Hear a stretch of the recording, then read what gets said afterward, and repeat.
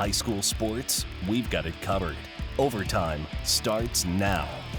Hello everyone and welcome to Overtime. I'm Scott Leber. And I'm Regan Holgate. 2 weeks from now, it'll be playoff time, but only for those teams who have earned playoff trips. That's what several local teams were trying to do tonight, and we'll see which ones improved their chances and which ones flickered out.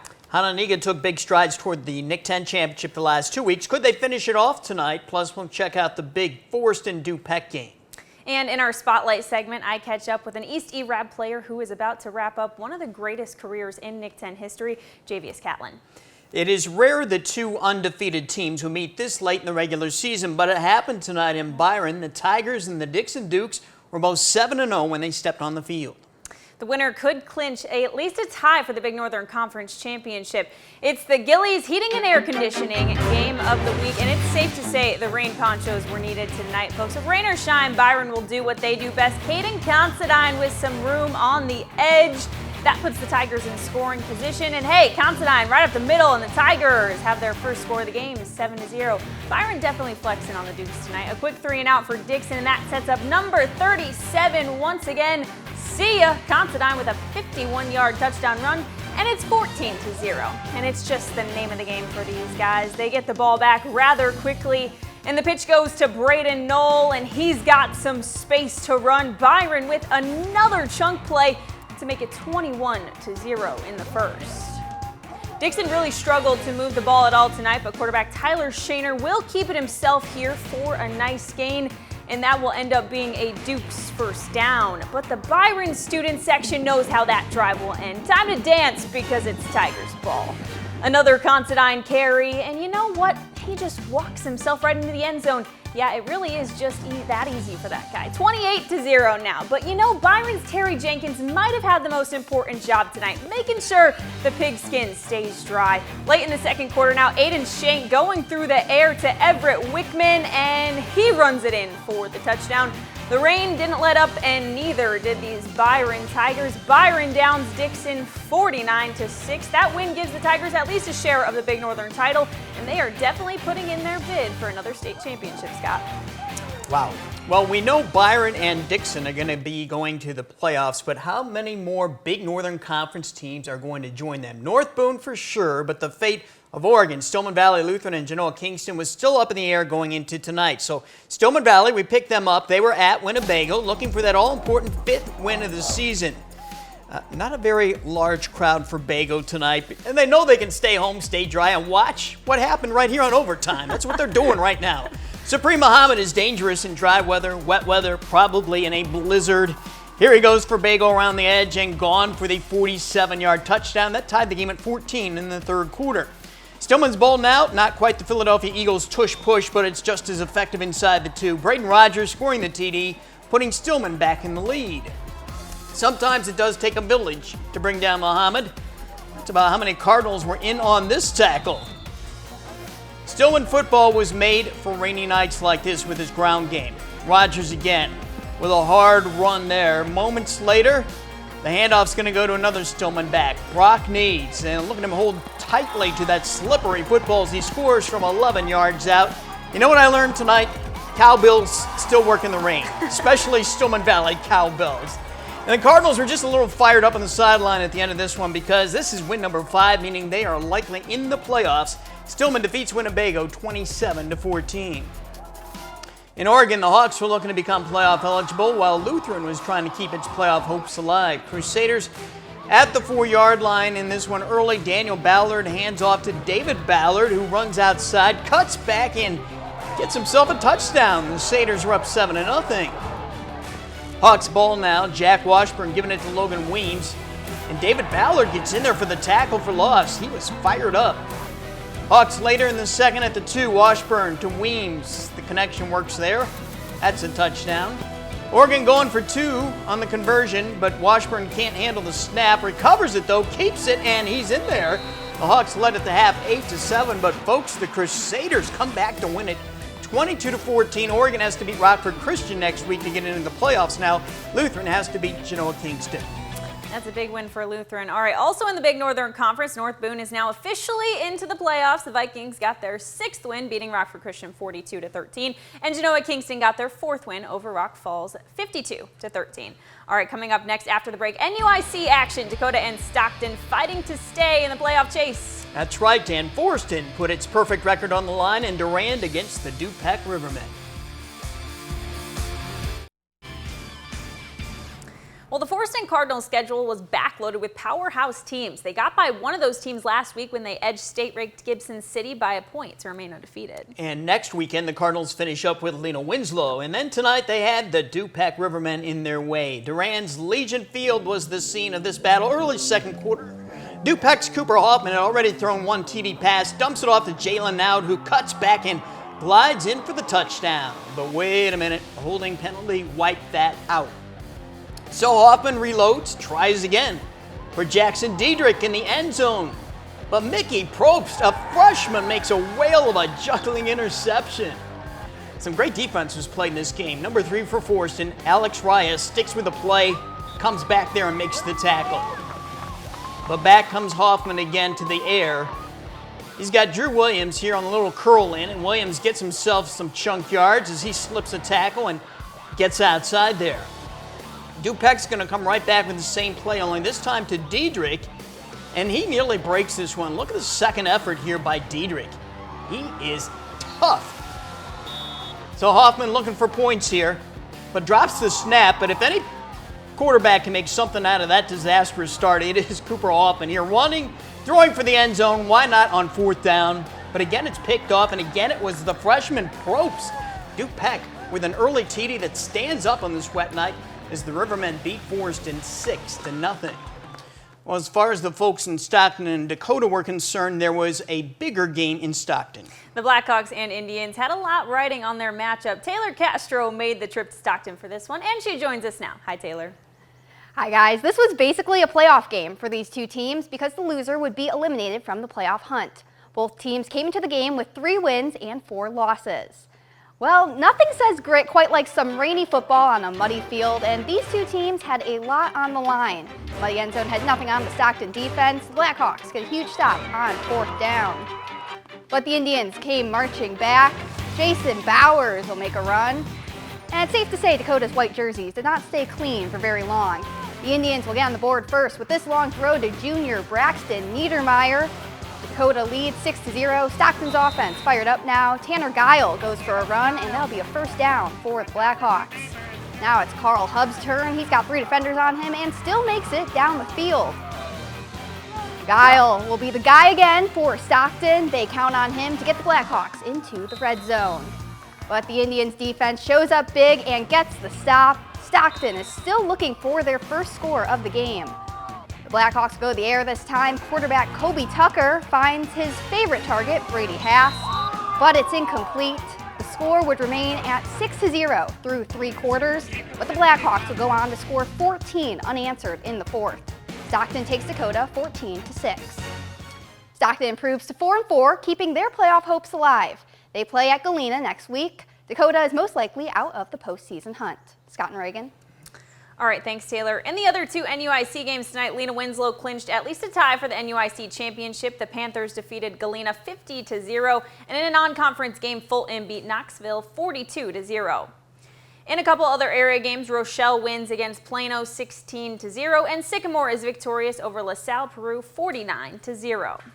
We have our spotlight story on Rockford East running back Javis Catlin coming up in a bit. But next, we have Nick 10 action, including Harlem and Belvidere North going head-to-head. Tim Bailey will share his thoughts on us with that game. Harlem and Belvidere North both had one thing in common coming into tonight. They both lost to Hononegah and to Boylan. That left both teams with 5-2 records and tied for 3rd place. They would break that tie tonight at Milt Brown Stadium. And it was raining sideways all night long, like we've seen all night long in these highlights. So that meant both teams had to rely on the ground game. For the Huskies, the handoff goes to Jamani Muhammad. He tries to get to the edge, but he's stuffed up by Nico Bertolino. And we know that Bertolino does it on both sides of the ball, right? This time he goes up and makes a big-time catch on 4th down to keep the chains moving inside the red zone. A couple plays later, the Blue Thunder punch it into the end zone. And you know what? Who else? Nico Bertolino. North goes up 7-0. And on the next drive, the Huskies get a nice chunk play here as Muhammad cruises into the secondary before getting pushed out of bounds by Bertolino. Now on fourth down here, Huskies QB Nathaniel Johnson tries to make a play, but he just gets swallowed up by Eric Roman and company. Belvidere North is postseason bound once again with a rain-soaked 17-7 win. All right, joining us now, and it's Tim Bailey. He's back from Belvidere. And, you know, Tim, it was a big bounce-back win for Belvidere North after losing to Hononegah last week. You know, what do you make of North? Who is this team? What's their identity? I think their identity is what you saw tonight. I mean, keep the ball on the ground, let's run, let's mix it up with some passing, which they did tonight. The young man was 2 of 5. He did really well in the passing game. It wasn't nothing pretty, but, again, he was efficient. And this is something that you really haven't seen from Belvidere North all year. And also too in the years past. But what they did offensively, you know, they protected the football. They didn't turn the ball over a lot. They kicked field goals when they needed the points. They were just really moving the chains and really just playing really good, hard-nosed Belvidere North football. Great bounce-back win for them after last week. You know, it seemed like Nico Bertolino, as we saw in the highlights, was everywhere in this game on both sides of the football. I'm guessing he was a little more motivated tonight after getting the clamps put on him by Hononegah last week. But overall, he's been tremendous this year. So, Tim, you know running backs. You know good football players. Break down Nico Bertolino for us just a little bit. You know, Nico's that kid, you know, he's going to rise to the occasion. He knows what's at stake. He wants to continue to play as long as he can through the actual playoffs coming up. You know, how he plays, I mean, obviously he has that burst. He's the 100-yard dash champion here in the Nick 10. You know, he's got a gear that really you don't really see every day. And just his work ethic, what he comes to do. I know he comes to practice every day and works. Coach Beck speaks very highly of the kid. I mean, what he does on the ground is just really phenomenal. And then obviously tonight you saw him here in the passing game as well. I mean, you're going to need him to really step up in the playoffs, and it's good to see him playing at a clip that he's playing at right now. You just hope, like, when they get to the playoffs, can he continue to play at this clip? Now let's move things over to the Harlem offense. We've been waiting all season to see if they could get some consistency from this unit. And on a wet night, it's hard for any offense really to perform well, right? But what feeling did you come away with watching this offense tonight? Any signs of improvement? You know, I was watching that offense, and where my eyes were tonight, I was at the actual interior front. What are the guys doing in the interior front to give Javani Muhammad that gap that he needs to be able to go 50, 57? In this clip here, you see him go 57 yards. Again, they do it, but they don't sustain it throughout the actual 4 quarters, and I think that's a problem right now with the Harlem offense. Can they sustain these types of drives that you saw with Jamani going 57, and then Jamani goes again like 15 or 20 yards, but they come back and actually they give up, you know, they don't make the yards that they actually made previously. So I think, you know, going forward, better quarterback play, better offensive line play. But what I saw tonight defensively from Harlem was pretty good. But offense is really where my head is right now, asking myself, you know, are they as good on offense as they predict themselves to be? And they need to keep getting better because they're going to be in the playoffs. Yeah. They've got 5 wins, maybe get number 6 next week. So is the offensive line, is that still a work in progress, or is that what's holding this offense back? I think it is. I mean, just by some of the things that I saw tonight, again, my eyes were glued to the trenches, and, you know, I'm looking at, okay, what are the offensive guys doing when the actual defensive guys come up and they're trying to shoot the gaps? Guys aren't moving lateral quick enough. You know, and when they don't move lateral quick enough, those D tackles and those linebackers are going to be able to get into that backfield right away, and Jamani's going to have nothing to do. And I think that's what's happening tonight. I think, you know, there's an opportunity for them to fix that right now. Playoffs start in the next 2 weeks. You just hope and pray that they can get that fixed because, you know, again, you know, what I saw tonight, you know, Harlem could be one and done in the playoffs if they don't get that fixed. All right, folks. Well, if you want more from Tim on local football, how about you check out the Bailey Pod? You can find that on YouTube. He discusses high school football and many other things with local coaches and players. Thank you, Tim, for joining us. We'll see you next week for week number 9. Week number 9. All right. Final week of the regular season. Wow, it's here already. Let's keep this Nick train rolling and go ahead to Freeport. Pretzels hosting Easton. That man, East Javis Catlin, still has a legit shot at becoming the Nick 10's all-time leader in rushing yardage. Now, opening kickoff here, and the Pretzels kick it away from Catlin by kicking it short, and they got burned. Jordan McClellan gathers it, comes up with a big return to the Freeport 11.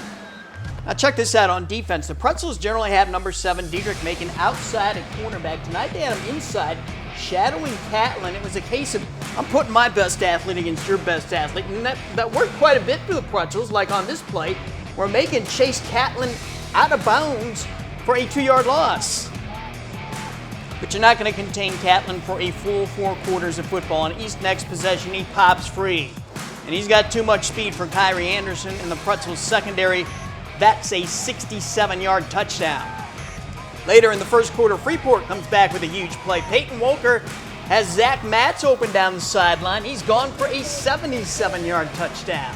You know what? I like Freeport linebacker Dawson Holland. Here's why. He puts a serious tackle on Tyshawn Whitty, and that's why Holland is all conference.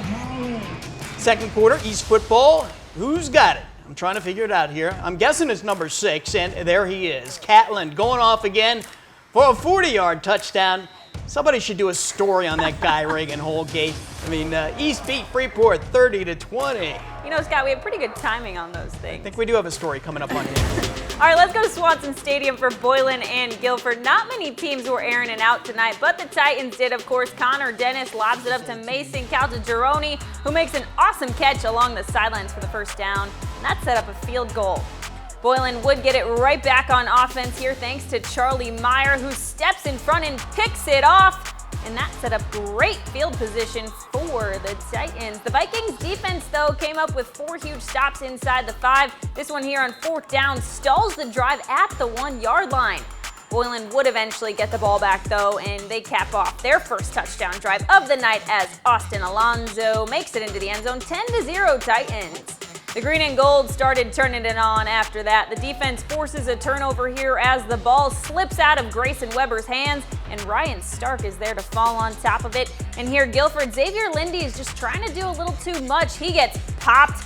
That forces the ball loose, and it's just a hot potato after that. It goes out of the back of the end zone for a safety, and Boylan defeats Guilford 43-0. Now at Hononegah, the Indians beat Belvidere 49-6, and with that, Hononegah clinches at least a tie for the Nick 10 championship. The Indians will play at Auburn next Friday, going for an undefeated regular season.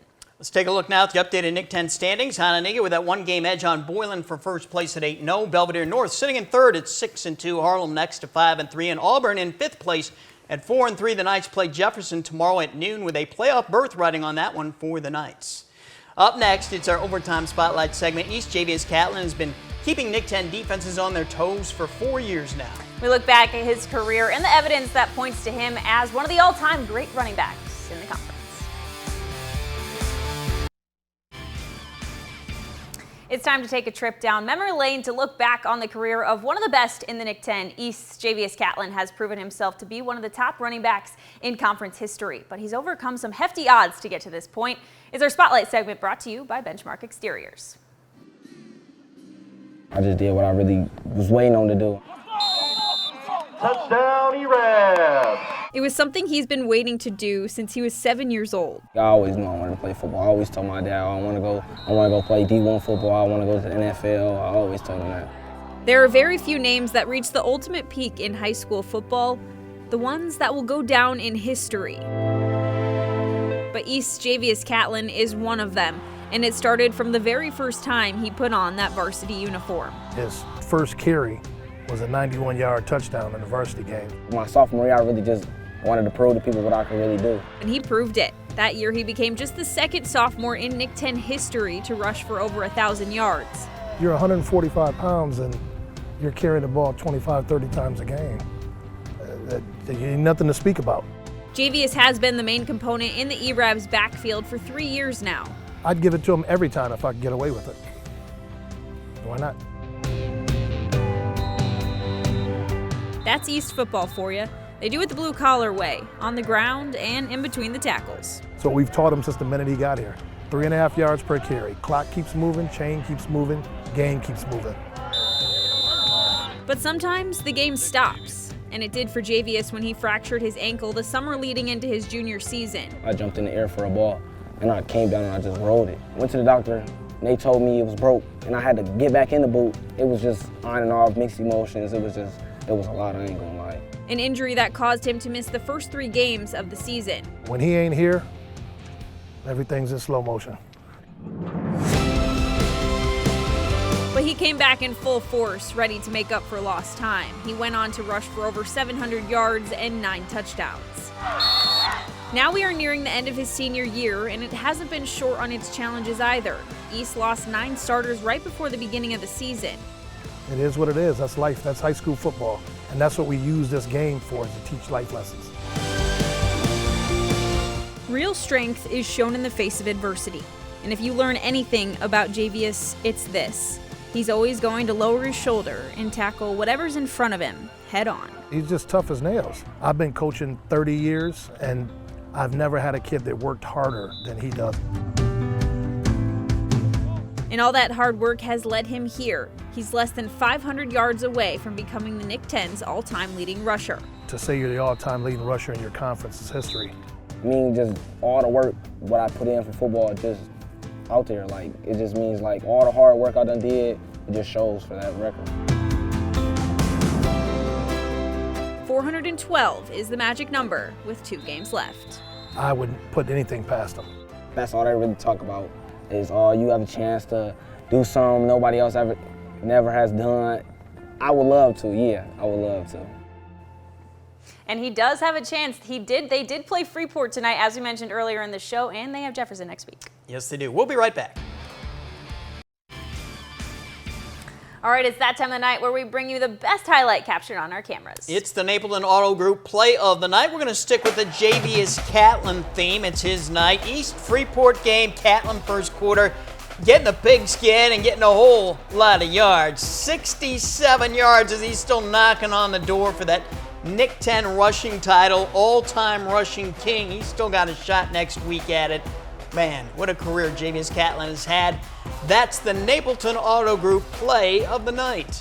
Now be sure to join us every Friday night for overtime right here on Fox 39 at 11 p.m. And remember, you can also see our highlights anytime at our website at mystateline.com. That does it for this show. Have a great night, everyone. You never know we were out in the rain all night, would you? No, we're so we dried off pretty well. Enjoy your weekend, everybody.